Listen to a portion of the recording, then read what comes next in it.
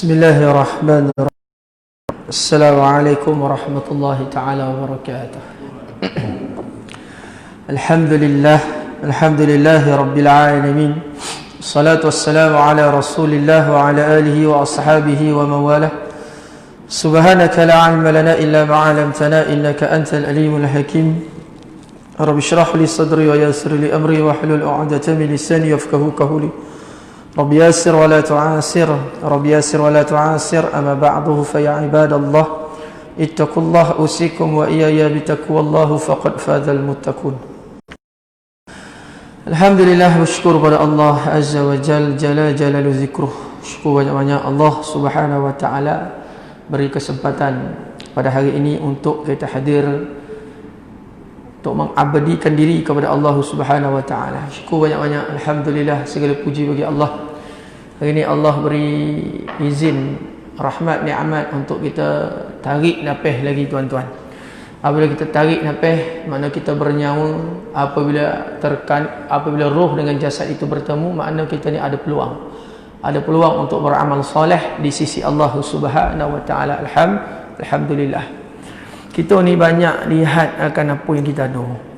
Jangan lihat apa yang orang ada. Terlampau banyak pun nak lihat apa yang ada, akan lahirlah perasaan iri hati, hasad dan sebagainya. Dan kita sentiasa mensyukuri nikmat Allah Ta'ala. Syukur banyak-banyak Allah bagi kita nikmat. Syukur banyak-banyak Alhamdulillah. Jadi mudah-mudahan Allah kekalkan kita dalam hidayah, dan mudah-mudahan Allah Subhanahu wa Ta'ala beri kekuatan kita amal dan sampaikan. InsyaAllah kita sambung pengajian kita yang tertangguh, kitab Minhajul Abidin, jalan para abid, jalan-jalan orang yang beribadah sebenar-benarnya ibadah kepada Allah Subhanahu wa Ta'ala. Masya-Allah. Wah? 27 67 56 So 56. Bab taubat kan? Baik. Okey, sebelum ni kita bahas mengenai taubat. Taubat ni tuan-tuan sekalian, bondo yang wajib kita fikir. Bahkan sebelum ni kita bahas mengenai taubat, kita jangan merasai apabila kita belajar bab taubat, kita rasa bondo bebanan. Kita apa dengan dosa-dosa kita dengan orang ke, dengan Allah Ta'ala. Allah Maha memahami, Allah Maha pengampun, Allah Maha penyayang. Dan apabila kita belajar mengenai taubat ni tuan-tuan sekalian, dia akan datang satu perasaan yang amat takut. Sebab apabila kita lihat bab taubat ni tuan-tuan sekalian, taubat yang paling payah, taubat dengan manusia. Salah kita dengan orang, bahkan salah dengan orang ni dia tak boleh lupus macam tu. Sampai satu tahap tuan-tuan sekalian, apabila kita tak mampu nak bayar, tak mampu nak minta maaf, kita tak ada kekuatan, ulama suruh kita buat apa? Buat amal banyak-banyak. Sebab apabila kita bertemu dengan orang tu nanti, kita kena bayar dengan amal kita. Nampak? Kita kena bayar dengan amal kita. Dan benda ni kadang-kadang jadi satu bebanan. Kita tak nak fikirlah benda ni. Sebab apa? Jadi satu perasaan takut. Sebenarnya itu adalah rahmat Allah. Itu adalah rahmat Allah Subhanahu wa Ta'ala. Jangan pandang musibah itu dengan musibah. Kita pandang musibah, di sebalik musibah itu kita rasa benda ni borek ataupun kita nak tanggung, di sebaliknya itu ada nikmat Allah Ta'ala. Jadi dengan izin Allah, Bapak sekalian, kita kena fikirkan akan masalah-masalah kita ke dunia, ke akhirat nanti. Dia tak ada darul imtihan, dia tak ada darul amal. Kita kena ganti dengan amal kita. Itu sebab kita hati-hati bahagian dengan taubat. Antara doa kita Allah Ta'ala tidak dengar sebab kita tidak bertaubat. Jadi juzuk kepada ilmu ni tuan-tuan sekalian, lepas ilmu kita kena taubat, barulah ibadat kita ni sampai kepada matlamat ni. Jadi itu yang Ustaz bahaskan mengenai perbuatan-perbuatan dosa itu dan kesimpulan. Jadi akhir kita mengenai perbuatan-perbuatan dosa antara anda dan hamba-hamba Allah, atau dengan kata yang lain, dosa sesama manusia inilah dosa yang paling sulit dan paling sukar, dan ia pula kepada beberapa bahagian. Kadang kadang-kadang terjadi dosa antara anda dengan orang yang lain itu pada harta diri atau nyawa, maruah, kehormatan agama. Jadi kita bahaskan ni, ulama panjang lebar bahas mengenai dosa sesama makhluk. Okey, ustaz ambil yang atas tu. Perenggan pertama muka surat 50 56. Atasnya mana dari kitab atas tu. Okey jamaah, kita bahas mengenai taubat. Dongai elok-elok. Nih. Adapun dosa yang berkaitan dengan kehormatan orang lain seperti anda telah mengkhianati keluarga ni atau seumpamanya dengan berzina atau mencabul kehormatan, maka tiada jalan untuk meminta halal dan menceritakan kepada empunya hak kerana akan menimbulkan fitnah dan kemarahan pihak yang terlibat. Tu deh. Ini mengenai kehormatan. Nah, kita khianat, fitnah ataupun berzina dengan ahli keluarga ataupun orang yang berzina dengan sesiapa lepas itu di bawah tanggungjawab ayah atau ibunya atau wali mujbirnya. Jadi kita nak minta maaf ni tuan-tuan sekalian, kita nak cerita benda tu dia timbul fitnah dan kemarahan orang. Siapa yang tak marah? Kalau kita cabuli kehormatan ahli keluarga, siapa tak marah? Kenapa tak marah? Mengamuk orang nak ceritakan ada benda yang seronok. Oleh itu hendaklah anda merendah diri bermohon kepada Allah Ta'ala supaya ia meredakan hati empunya hak memaafkan daripada dosa anda. Bahkan Allah menjadikan kebaikan yang banyak untuknya sebagai ganjaran pahala dan gantian kerugian kehormatan ternoda. Sekiranya anda yakin aman daripada fitnah dan membangkitkan kemarahan, aman daripada fitnah dan kebangkitan kemarahan empunya hak atas pengakuan dosa tersebut meskipun ia jarang diperolehi demikian, maka hendaklah anda meminta maaf daripadanya. Jadi tuan-tuan sekalian, buat hal dengan orang ni, dia punya kesimpulan dia kena minta maaf. Tak mampu nak minta maaf tuan-tuan sekalian, kita kembali balik kepada Allah, minta Allah Ta'ala buka pintu hati. Kalau tak boleh juga tuan-tuan sekalian, apa kita kena buat? Akhir ulama suruh buat amal banyak-banyak. Buat amal banyak-banyak atas muka bumi ni. Buat amal banyak-banyak, nanti akan diberi amal kita kepada dia. Bahkan satu keadaan atau habis amal kita, dosa kalau tak selesai lagi dosa orang tu kita kena ambil. Waliyazubillah. Ini tuan-tuan sekalian, hati-hatilah dengan kawan kita. Hati-hatilah dengan jamaah kita, sebelah rumah kita, jiran kita, adik-beradik kita, abah, mak kita. Ini dosa orang ni tuan sekalian, bukan bondo yang kecil, bondo yang besar.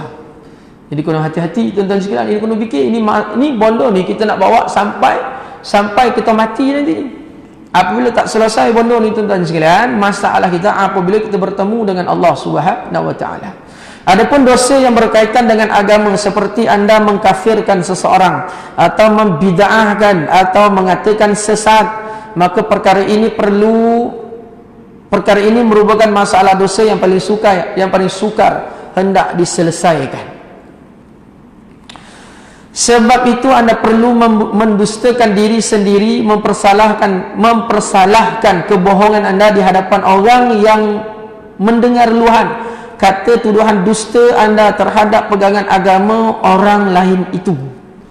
Mana itu tuan sekalian, kalau kita buat benda macam ni, fitnah orang, bid'ah kan orang, kafir kan orang, kita kena cerita orang depan orang tu. Orang yang kita cerita fitnah tu, kita kena cakap balik apa yang kita cakap ni bondo yang fitnah ataupun bondo yang dusta. Tak boleh percaya. So, kita dah fitnah orang tu, kita kena baik tu balik dengan orang kita sebarkan fitnah tu. Macam tu sekali tuan-tuan sekalian. Di hadapan orang yang mendengar luahan kata tuduhan dusta anda terhadap pegangan agama orang lain itu. Dan di samping jika boleh hendaklah anda meminta maaf daripada Tuhan empunyanya hak yang kita khianati tadi, soal agama tadi. Tetapi sekiranya tidak dapat, maka hendaklah anda berdoa kepada Allah Ta'ala dengan bersungguh-sungguh serta menyesal atas ketelanjuran itu agar Allah meredakan yang empunya hak untuk memaafkan kesalahan anda. Okey, bahagian yang akhir ni, apabila kita bahas mengenai dosa-dosa dengan makhluk, dosa mengenai harta, dosa mengenai itu, akhir sekali tuan-tuan sekalian, ulama akan bagi tahu anda berdoa kepada Allah sungguh-sungguh serta menyesal atas keterlanjuran dosa yang dibuat. Bondo ni tuan-tuan sekalian, sebenarnya dia tidak confirm tau.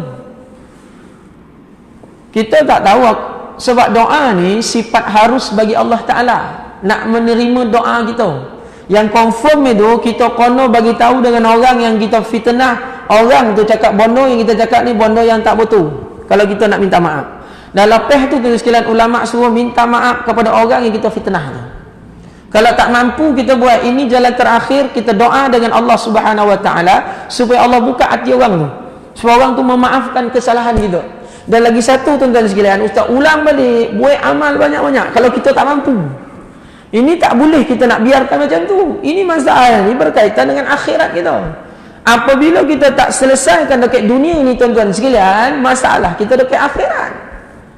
Masalah ni tidak akan selesai. Kan ustaz beritahu, kalau bondo ni kita buka tuan-tuan sekalian, mesti terasa dalam hati masing-masing. Terasa dalam hati masing-masing. Ini satu bebanan. Dan kita kena fikir, bapak sekalian, kita ni orang yang bersalah. Apabila orang yang bersalah, kita nak bersihkan kita punya nama, kita nak menjadikan Allah Ta'ala ampun dosa kita. Lepas tu orang tu maafkan kesalahan kita, tidak bawa sampai akhirat tuan-tuan sekalian. Jalannya kita kena minta maaf. Jalan yang terakhir, kalau kita tak mampu, jalan terakhir minta Allah Ta'ala buka pintu hati orang.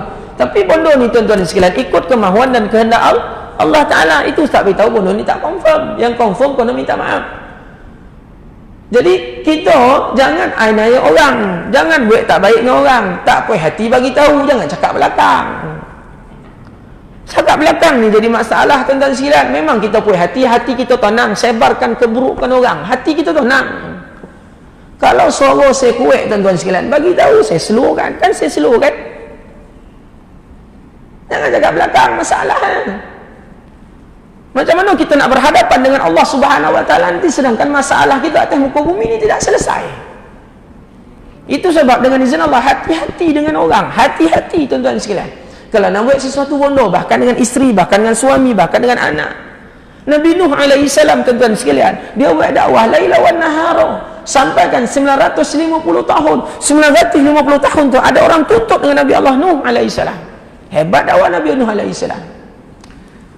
Jadi masya-Allah bondo ni dengan izin Allah tuan sekalian kita kena lunakkan elok-elok tuan sekalian. Sebab bondo ni memang izin Allah akan jadi hunsing gitu. Tidur malam tak boleh kalau kita memikirkan bondo ni. Kalau kita tak fikir, dia akan bawa sampai akhirat. Dia akan bawa sampai akhirat tuan sekalian. Jangan kita berdepan kita lawa, belakang kita kutuk habis-habis tuan sekalian. Nak jawab apa di hadapan Allah Taala? Nak minta maaf macam mana tuan sekalian? Itu sebab dengan izin Allah. Bab taubat ni tuan sekalian, hati-hati, yang paling payah taubat dengan manusia. Yang paling payah taubat dengan manusia. Itu sebab tuan-tuan kena sayang dengan ustaz-ustaz tuan-tuan yang datang mengajar. Kena sayang tuan-tuan sekalian. Jangan leko nak sayang betul-betul. Sayang betul-betul semua sebab bagi ilmu. Jadi kalau kita nak sayang orang ni tuan-tuan sekalian, macam mana di hadapan Allah Ta'ala? Ini bukan ajak pergi MLM. Ini menyedarkan kita akan Allah Ta'ala. Ketaatan kita kepada Allah Azza wa Jalla. Itu sebab kena sayang. Habis kita nak berharap kepada siapa lagi tuan sekalian? Kita mengharap kepada alim ulama itulah. Nak nampak tauladan contoh yang baik. Jadi Allah Rabbi, nak kita minta ampun, minta maaf tuan sekalian, kadang-kadang kita tak mampu. Apabila tak mampu, minta dengan Allah Ta'ala. Bondo ni tuan-tuan sekalian dengan izin Allah. Allah Maha Pengampun, Maha Penyayang. Kalau Allah Ta'ala tak buka pintu hati orang tuan sekalian untuk memaafkan kita, apa bodoh kita nak buat? Macam mana ni tuan-tuan sekalian urusan kita? Nah, urusan kita nak pergi ke rahmat Allah Subhanahu Wa Taala. Macam mana urusan kita tuan-tuan sekalian di hadapan Allah Azza wa Jalla? Jadi masya-Allah bondo ni tuan-tuan sekalian, memang kadang-kadang dia jadi bondo yang cukup borek untuk kita hadap. Tapi ingat, kita buat salah. Itu Ingat, kita orang yang bersalah. Contoh-contoh Ingat, apabila sesuatu bondo yang kita buat itu yang kono dekat diri kita dan sekalian, ingat kita orang yang bersalah. Nak tak nak dengan jalan Allah, kita kena selesaikan. Kita kena selesaikan tuan-tuan sekalian. Itu sebab itu ulama itu yang paling payah urusan dengan nas, urusan dengan makhluk. Allah Ta'ala bagi 100% orang itu nak maaf ataupun tidak. Ini bab keagamaan. Hati-hati nak cakap orang Wahabi, nak cakap orang kafir. Mana tahu tuan-tuan sekalian, Wahabi itu macam mana? Takkan orang tu tak pakai kopiah, kita nak direct cakap dia Wahabi. Dia pakai baju alongan pendek, dia pakai baju biasa, kan kita cakap dia Wahabi. Hati-hati, mungkin masalah kepala dia, mungkin masalah itu, masalah ini. Tak dapat dia tuan-tuan sekalian. Jangan disalah pun, hati-hati. Hari ni kan mulut kita selalu Wahabi lah tu. Wahabi lah tu. Hati-hati tuan-tuan sekalian nak nuduh orang. Kalau silap tuan-tuan sekalian, apa bondo kita nak bawa bertemu di hadapan Allah Subhanahu wa taala. Itu bab agama. Bab agama ni pun hati-hati nak nuduh orang. Nah, kalau orang tu silap, bagi tahu. Bacaan yang tak elok, bagi tahu. Tu kita orang. Dia tak silap bacaan itu, ini dengan izin Allah. Jangan kocikkan tu orang dan sekalian. Kesian orang. Kadang-kadang mulut kita sedap nak cakap, tapi ingat, apa yang kita bincang pada hari ini tuan-tuan sekalian akan dituntut pakai akhirat nanti. Akan dituntut tuan-tuan sekalian. Tapi kita itulah yang kita risau tu, apabila kita nak bagi amal kita, ambil dosa dia pula. Waliyadzubillah. Kok semua hidup semua menongkat langit, tak ada, semua akan mati. Kullu nafsin dha'iqatul maut. Allahu Rabbi. Kesadaran kita tuan-tuan sekalian terhadap apa yang kita buat hari ni. Dan lepas itu kita jangan, beban memang ada, tapi jangan kita jadi satu beban yang kita bagi tahu malah nak fikir. Bagi kita guna fikir juga. Apabila kita terfikir sebenarnya tuan-tuan sekalian, itu adalah satu rahmat Allah Subhanahu wa taala. Kesimpulannya, apa yang anda boleh memohon keredaan musuh. Kesimpulannya, apa yang anda boleh memohon keredaan musuh, maka perbuatkanlah. Apa yang anda tidak boleh buat, maka hendaklah anda kembali kepada Allah Subhanahu wa taala dengan merendah diri dan berdoa serta memperbanyakkan sedekah kepada fakir miskin agar Allah meredakan yang bersangkutan, memaafkan kepada kesalahan anda. Nampak? Jadi kalau kita buat salah tuan-tuan sekalian, bukanlah buat rendah diri tuan-tuan sekalian. Ya Allah, ampun dosa ya Allah. Jangan sampai kita sombong, kita tahu kita salah, kita tahu kita fitnah orang tu. Nah, berendah diri di hadapan Allah Taala. Kita tak mampu nak pergi gigit dia. Takut depan kita cantik, belakang tak apa-apa. Lepas tu apabila kita nak cakap depan dia, nak cakap tentang orang apa yang kita buat, kita jadi takut. Apabila kita jadi takut bermusuh, takut kita kena penampak, kena penumbuk orang tu marah. Jadi dengan izin Allah, kita kena merendahkan diri kita akan Allah Ta'ala. Mudah-mudahan Allah Subhanahu wa Ta'ala buka pintu hati orang tu, maafkan gitu. Itu jalan yang terakhir. Itu jalan yang terakhir. Mungkin dengan izin Allah kita ingat masa-masa muda kita macam mana dulu kan. Jadi jalan yang apa? Kalau masa sekolah dulu kan, Masya Allah, bondo ni tuan-tuan sekalian, dia punya bondo dengan izin Allah tuan sekalian, dia punya tu melarat besar macam tu. Waktu kita buat tu kita tak sedar, sebab iman kita tengah celaru. Waktu apabila kita dengar kuliah, iman kita ni tuan-tuan sekalian padat cantik. Itu yang datang kesedaran. Itu rahmat Allah Ta'ala. Nah, itu rahmat Allah. Nak tak nak kita kena buat dengan izin Allah. Saya bukan nak takut-takut. Ustaz pun sama, saya pun sama. Kadang-kadang masalah kawan tu ngadik-wadik. Nah, jadi janganlah kita jadi sombong. Kita jadi lantak kau lah. Lantak kau lah. Dah kau dogi macam tu. Kita tak sadar tuan sekalian, kita ni orang yang bersalah. Paling tidak pun tuan sekalian, kalau kita tak nak minta maaf, takut tuan sekalian, kita rendahkan diri di hadapan Allah Ta'ala. Banyak buat amal. Pujuk Allah supaya Allah Ta'ala buka pintu hati orang kita khianat ini, supaya dia memaafkan kesalahan kita. Tu deh. Nah, pun tak risau. Risau kita lah. Allahu Rabbi. Maka adalah keredaan yang empunyanya hak itu berada dalam kehendak Allah Subhanahu wa Ta'ala pada hari kiamat nanti.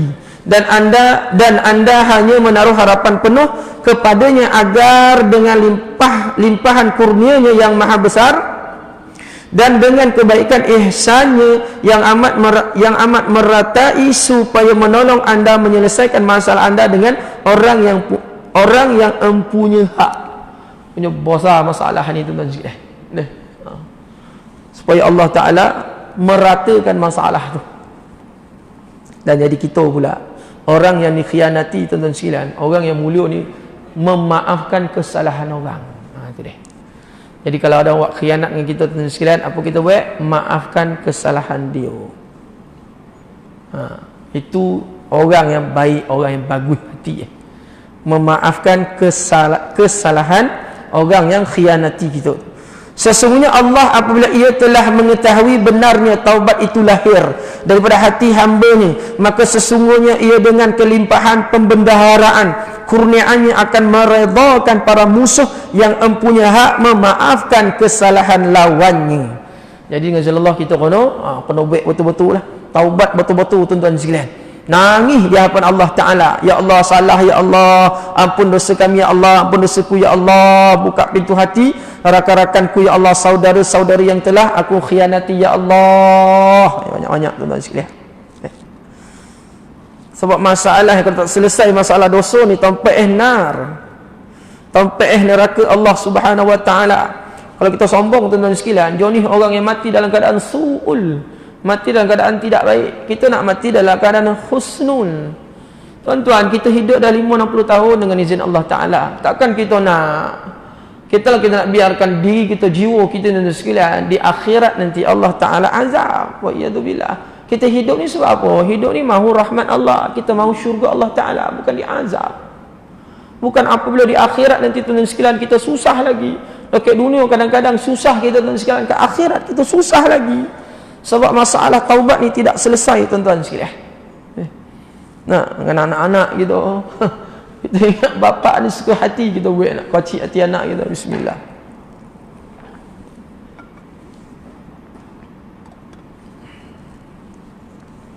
Sian budak tu kadang-kadang anak gitu Allah Rabbi. Kita ingat kita bapak suka hati kita pun baik-baik. Apa yang anak kita ni kadang-kadang terasa dengan mulut gitu ni. Kadang mulut ayah ni jahat, mulut omak ni lain. Allah, Masya Allah. Ini bererti hamba yang bertaubat tidak akan dihukum lagi kerana telah dimaafkan. Dimaafkan teman sekalian, kita minta Allah Ta'ala sebarkan rahmatnya supaya orang yang kita khianati ni tuan-tuan sekalian, kalau kita ada masalah, mudah-mudahan Allah tu ampun dosa kita. Nah, apabila tuan-tuan sekalian Allah Subhanahu Wa Ta'ala sebarkan rahmatnya, maka terampunlah. Mudahlah urusan. Tapi Ustaz cakap awal tadi dah, bodoh ni tak confirm tau. Jadi kita kena yakinlah Allah Ta'ala sebarkan hidayah supaya orang tu ampunkan kesalahan kita, supaya Allah Ta'ala meratakan masalah kita dengan orang yang kita khianati. Maka ketahuilah inilah haknya taubat itu. Maka ketahuilah inilah haknya taubat itu, dan wajiblah anda laksanakan supaya anda menjadi seorang yang cerdik. Nak mati nanti nak bawa apa? Takkan nak bawa beban benda ni tuan-tuan sekalian. Tak ingat kita akan kesalahan-kesalahan kita kepada Allah Ta'ala, kepada amalan-amalan yang Allah Ta'ala fardukan kita tinggalkan dulu-dulu. Lepas itu kesalahan kita dengan orang-orang yang beriman maupun orang yang tidak beriman. Maka inilah yang perlu anda mengerti benar-benar apabila anda amalkan apa yang telah kami sifatkan tadi yang diutarakan oleh Imam Ghazali rahimahullahu ta'ala. Dan untuk masa hadapan anda telah menjadi tekad mahu membersihkan hati daripada sengaja memilih melakukan perbuatan-perbuatan dosa yang serupa dengan dosa yang anda bertaubat dulu. Maka jika anda berbuat demikian bererti sesungguhnya telah keluar daripada semua dosa. Jadi kita kena fikirkan dosa-dosa kita yang lalu tuan-tuan sekalian. Kata Imam Ghazali rahimahullahu ta'ala. Jadi kena taubat benar-benar tuan-tuan sekalian. Kita mengerti akan taubat, akan dosa-dosa kita kepada Allah Ta'ala, kepada manusia yang ada kat sekeliling kita ni. Payah nak masuk syurga ni, Masya Allah.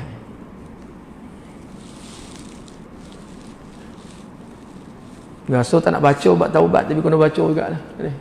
Jadi takut, risau, rusing. Bukan kita tak ada masalah dengan orang. Dia tak hilang macam tu. Makna dia buka kes balik okey, akhirat nanti.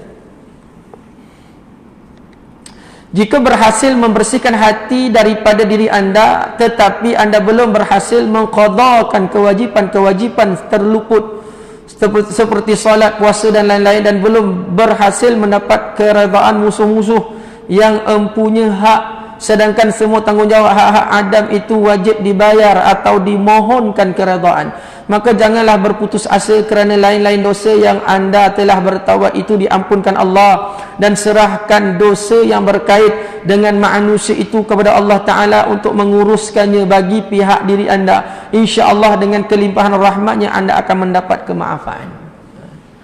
Jadi kita dengan Allah ada buat salah ni tuan-tuan sekalian, kita jangan putus asa yang pertama. Jangan putus asa yang pertama tuan-tuan sekalian. Meninggalkan akan segala perintah Allah Ta'ala, kita lakukan segala rahmat, kita lakukan segala larangan Allah Ta'ala, jangan berputus asa. Terus lagi tuan-tuan sekalian, bertaubat lagi, beramal lagi, mudah-mudahan Allah Ta'ala ampunkan dosa kita, ataupun Allah buka pintu hati, orang musuh-musuh kita dulu buka pintu hati supaya memaafkan kesalahan kita. Ada harapan ada harapan insya-Allah. Tapi jangan berputus asa. Jangan kita nak taubat, lepas tu kita buat balik, kita ulang balik, kita buat dosa baru pula. Itu tak jadi tuan-tuan sekalian. Itu menampah nama. Dan oleh kerana perbicaraan tentang bab taubat ini panjang keterangannya, maka tidak termuat oleh kitab yang ringkas ini. Dan kiranya anda mahu penjelasan lanjut, silalah lihat buat permulaannya kitab tentang taubat yang terkandung dalam kitab Ihya Ulumuddin dan disusulkan buat kali keduanya kitab Al-Qurbatu Lillahi Ta'ala, dan buat kali ketiganya kitab Al-Ghayatul Qaswa. Apabila anda tetap ketiga-tiga kitab tersebut, insya-Allah anda akan mendapat faedah yang banyak dan keterangan yang banyak. Dan perkara-perkara yang kami sebutkan di sini hanya merupakan perkara-perkara pokok sahaja yang tidak mesti anda mengetahui tentangnya. Jadi tuan-tuan sekalian, ada 3 lagi kitab ulama beritahu. Yang pertama sekali Ihya Ulumuddin, yang kedua kitab Al-Qurbatu Lillahi Ta'ala, yang kedua Ghayatul Qaswa. Ada 3 kitab yang kita nak rujuk, akan nampak tuan-tuan sekalian akan lagi-lagi mengenai masalah taubat. Okay, habis muka surat 60. Jadi kesimpulan tuan-tuan sekalian, kita kena yang awal yang pertama kena minta maaf. Tak boleh minta maaf tuan-tuan sekalian, barulah kita berserah kepada Allah Subhanahu Wa Taala. Ibu bapa sekalian, bab bono ni kena banyak donga. Kadang-kadang kita tak nak buat sebab kita takut. Apabila kita banyak donga bono ni tuan-tuan sekalian, bisikan syaitan akan hilang. Apabila dalam telinga kita, dekat hati kita ni, tak payahlah, lebih kurang lah, ini dosa sikit tuan-tuan, itu bisikan syaitan. Kita kena usaha sehabis yang mungkin untuk menyelesaikan masalah taubat. Kalau tidak tuan-tuan sekalian, hati ini dengan jalan Allah tidak akan tenang. Sebab bebanan itu kita tanggung lagi, akan taubat itu, bebanan itu kita tanggung lagi. Jangan putus asa, teruskan sampai keredaan Allah Ta'ala itu datang. Sampai kita matilah jawapan ni. Baik. Seterusnya, kemudian ketahuilah dengan yakin bahawasanya aqabah taubat ini merupakan satu aqabah yang sukar. Itu tidak dapat saya nafikan. Apa yang dikatakan oleh Hujatul Islam Imam Al-Ghazali rahimahullah ta'ala. Satu aqabah taubat ini merupakan satu aqabah yang sukar. Aqabah ni makna dia liku-liku. Kita nak pergi ke arah itu. Jadi nak pergi ke arah itu, tuan-tuan sekalian, ulama beritahu satu aqabah yang sukar. Sedangkan persoalannya sangat penting dan bahayanya tidak bertaubat itu amat besar. Maka sesungguhnya telah sampai kepada kami riwayat daripada Ustaz Abu Ishaq Al-Isfiraini rahimahullahu ta'ala, seorang tokoh ulama yang tergolong daripada tokoh-tokoh yang mendalam ilmunya lagi yang mengamalkannya, bahawa beliau telah berkata, aku telah berdoa kepada Allah Subhanahu Wa Ta'ala selama 30 tahun supaya ia mengurniakan daku taubat nasuha. Kemudian aku merasa hairan pada diriku, lantas aku berkata, subhanallah, satu hajat yang aku pohonkan kepada Allah dalam masa 30 tahun masih belum tertunai hingga sekarang. Allahu Rabbi, Allahu Rabbi. 30 tahun tuan-tuan sekalian. Orang yang hebat berdoa kepada Allah Azza wa Jalla 30 tahun mengenai nak mengurniakan akan daku taubat nasuha. Merendah diri lagi tuan-tuan sekalian, belum tertunai hingga sekarang. Maka tiba-tiba aku melihat seperti apa yang dilihat oleh orang tidur dalam mimpinya, seolah-olah ada orang berkata kepadaku, adakah kamu hairan tentang itu? Adakah kamu tahu apa yang sedang kamu mohon kepada Allah? Ketahuilah sebenarnya adalah kamu sedang memohon kepada Allah Subhanahu Wa Ta'ala supaya mengasihi kamu. Tidakkah kamu mendengar firman Allah Jalla Jalaluh? Allah Subhanahu wa taala berfirman, mafhumnya, sesungguhnya Allah mengasihi orang-orang yang bertaubat dan juga ia mengasihi orang-orang yang bersih. Maka adakah kamu menyangka hajat untuk mendapat kasih sayang Allah ini merupakan sesuatu yang mudah diperolehi? Jadi tuan-tuan sekalian, yang pertama sekali, alhamdulillah, Allah mengasihi orang-orang yang bertaubat. Jadi kita bertaubat ni tuan-tuan sekalian bukan satu benda yang buruk. Itu adalah satu rahmat Allah Subhanahu wa taala. Dan lepas itu tuan-tuan sekalian, nak dapat kasih sayang Allah taala ini bukan senang. Jadi kita kena usaha. Rasulullah tertib, Rasulullah amal agama pun susah. Jadi kita pun tuan-tuan sekalian dalam konsep kita nak bertaubat itu pun susah, memang sukar. Kadang-kadang ada orang tidak sokong kita tuan-tuan sekalian, bahkan melekehkan kita. Kita nak taubat, kita nak kembali kepada fitrah. Orang ejek kita tuan-tuan sekalian. Ketahuilah Allah Subhanahu wa taala mengasihi orang-orang yang bertaubat.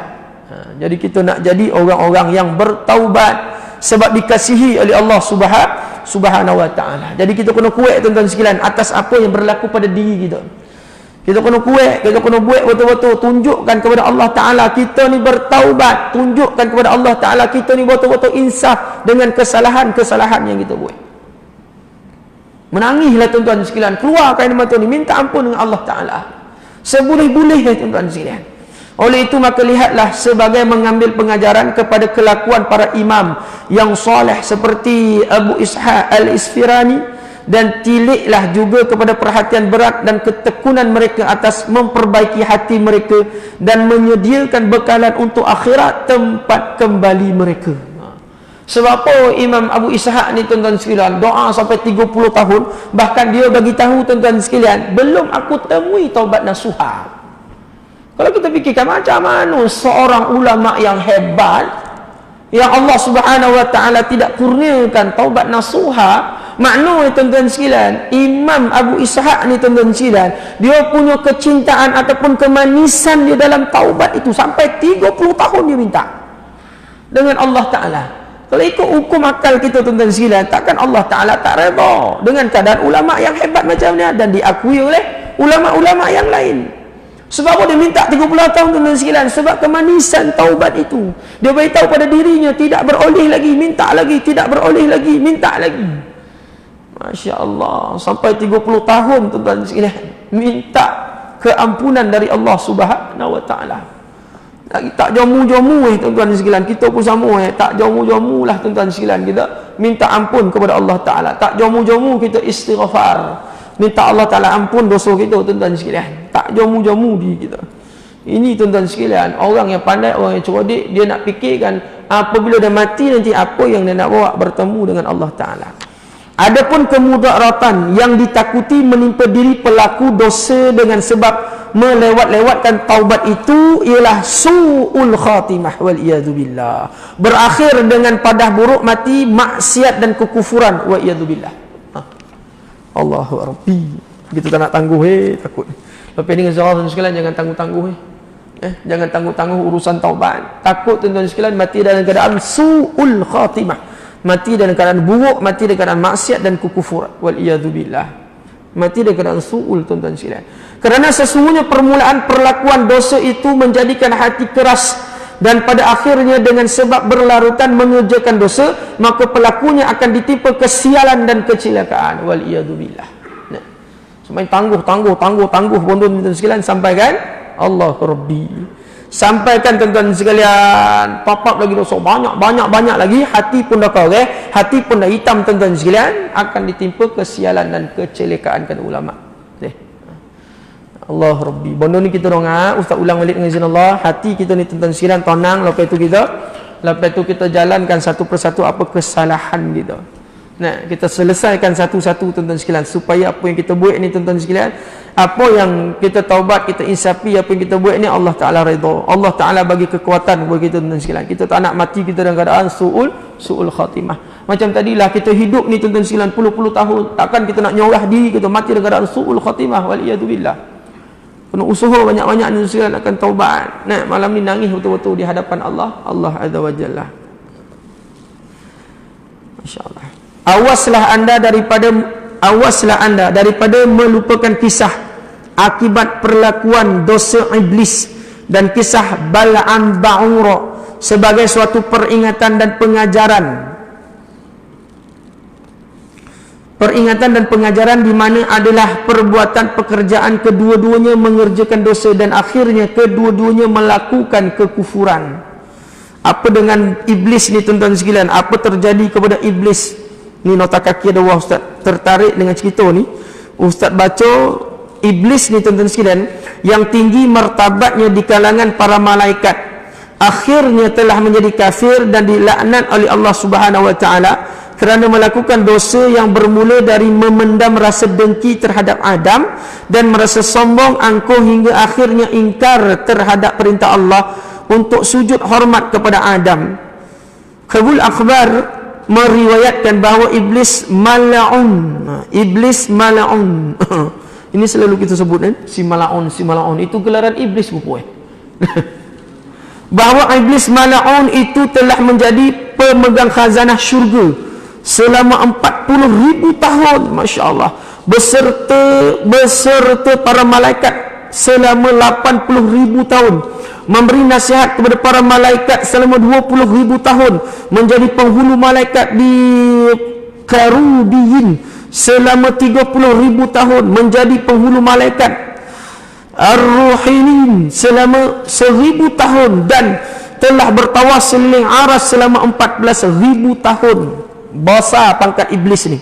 Sementara nama iblis pada langit dunia ialah Abid, di langit kedua namanya Zahid, di langit ketiga nama dia Arif, di langit keempat namanya Wali, di langit kelima namanya Taqi yang bertakwa, di langit keenam namanya Khazin, pemegang khazanah pembendaraan, di langit ketujuh namanya Azazil, dan namanya dalam Lauh Mahfuz.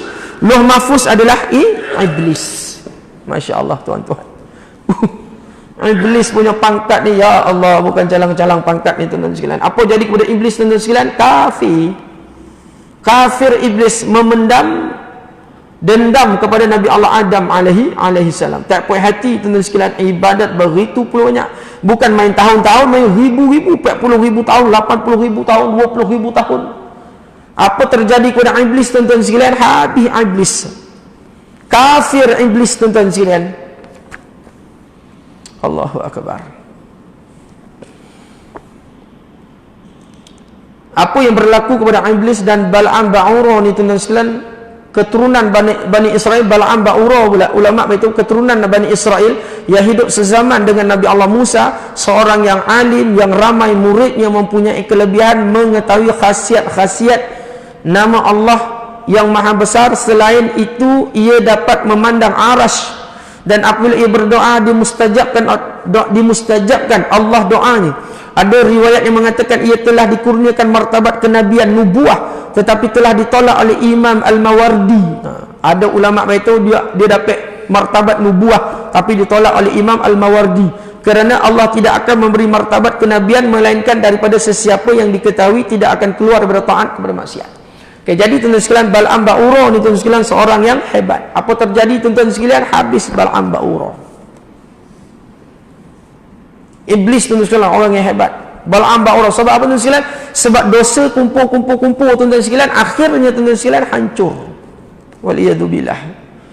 Jadi peringatan dan pengajaran di mana anda permulaan pekerjaan kedua-dua mengerjakan dosa dan akhirnya kedua-duanya melakukan kekufuran. Yang iblis ni dendam dengan Nabi Allah Adam alaihissalam. Lepas tu yang Bal'am Ba'ura ni tuan-tuan sekalian ikut benar kehendak isterinya. Habis tuan-tuan sekalian Bal'am Ba'ura. Doa untuk Nabi Allah Musa, kesesatan bersama Bani Israel 40 hari 40 malam sepatutnya. Lepas tu Nabi Allah Isa sesat di dalam hutan 40 hari 40 malam dengan doa Bal'am Ba'ura. Fir'aun suruh doa, Hamam suruh doa. Sebab dia tahu doa Bal'am Ba'ura ni tuan-tuan sekalian doa yang mustajab. Apabila doanya tuan-tuan sekalian naik ke arasy Allah Ta'ala, doa makbul, doa makbul, doa makbul. Mati Bal'am Ba'ura tuan-tuan sekalian, ulama berkata terjelir lidahnya sebab dosa-dosa yang dia buat. Oleh itu maka wajiblah anda berjaga-jaga dan bersungguh-sungguh berazam mahu bertaubat. Semoga anda dirahmati Allah dan semoga anda dapat mencabut akar umbi kedegilan, tidak mahu bertaubat. cabut kedegilan angka umbi ini, tidak mahu bertaubat. Ini daripada hati anda, dan semoga anda dapat melepaskan batang leher anda daripada jerutan dosa-dosa ini. Dan nasihat saya, janganlah anda merasa aman dari menjadi keras hati yang disebabkan oleh perbuatan-perbuatan dosa tadi. Jadi masya-Allah tuan-tuan sekalian, ini bahano tuan-tuan sekalian akan musibah orang yang tangguh-tangguh akan taubat. Kita ini kita usaha tuan-tuan sekalian, Allah jangan tangguh akan taubat yang kita. Dosa-dosa kita ni jangan tangguh akan taubat kita. Segera tuan-tuan sekalian, segera, sebab kita tak tahu kematian kita bila. Allah Rabbi. Jadi masya-Allah tuan-tuan sekalian, sampai muka surat 63 yang dapat saya kongsikan dengan tuan-tuan sekalian mengenai dosa ini tuan-tuan. Jadi balikkan kita kena muhasabah balik diri kita, keadaan kita ni kategori orang yang bertaubat ataupun tidak tuan-tuan, ibu bapa sekalian. Lihat, sesungguhnya mati ini tidak mengenal usia. Mati ini tuan-tuan sekalian bila-bila saja akan berlaku. Kita minta ampun dengan Allah, kuatkan pegangan kita, kuatkan hati kita tuan-tuan sekalian. Kita yakin dengan Allah Ta'ala Maha Pengampun, Maha Pengasih, Maha Penyayang. Teruskan tuan-tuan sekalian. Allah beritahu dalam Al-Quran, Allah menyukai orang-orang yang bertaubat. Kita pun lagi-lagi tuan-tuan sekalian berazam, iltizam kita kuat tuan-tuan sekalian, tauhid akidah kita. So kita yakin akan dosa-dosa yang kita buat ini Allah Ta'ala akan selesaikan dengan kita menunjukkan akan Allah, kita punya kesungguhan tuan-tuan sekalian bertaubat atas apa yang kita buat. Jadi masya-Allah, mudah-mudahan kita nak jadikan ilmu ni tuan-tuan sekalian maksud hidup kita. Ilmu kita ada ni kita nak jadikan maksud hidup kita. Maksud hidup kita pegang elok-elok. Ilmu yang kita ada ni tuan-tuan sekalian, kita nak praktikkan di dalam kehidupan kita. Dia tak akan nampak kemanisan ilmu tu jika kita simpan, kita program. Bondo yang baik pun kita simpan, kita program, dia akan basi, dia akan busuk. Jadi jangan program ilmu ni tuan-tuan sekalian. Kita teruskan buat tuan-tuan sekalian sehabis yang mungkin, sebab kita nak hidup dalam keadaan mudah di akhirat nanti. Itulah hidup kita yang kekal abadi. Dekat dunia ni tuan-tuan sekalian, susah-susah kita tak lama, mati habislah. Apabila kita susah-susah dalam agama ni, Allah Ta'ala akan bantu kita, Allah Ta'ala akan redha kita, Allah Ta'ala akan bantu kita. Yakinlah akan kehebatan dan kekuatan dari Allah Subhanahu Wa Ta'ala. Kalau ada bondo-bondo yang kita buat yang merisau rusing ke kita tuan-tuan sekalian, kita minta dengan Allah Ta'ala mudah urusan kita, selesaikan masalah kita sedikit demi sedikit. Jangan kita berputus asa dengan rahmat Allah Subhanahu Wa Ta'ala. InsyaAllah sekian saja perbahasan mengenai kitab Minhajul Abidin.